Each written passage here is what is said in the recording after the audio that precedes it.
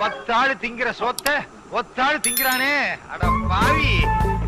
ஆஹா, நம்ம தோட்டத்து கத்திரிக்காய் தான் நல்லா இருக்கு. சாப்பிடு ராஜா. ஆம்பளைனா இப்படித்தான் சாப்பிடணும். சாப்பிடு. எக் இருக்கட்டும். மட்டன் இருக்கட்டும். சிக்கன் சாப்பிடுங்க. இருக்கட்டும்.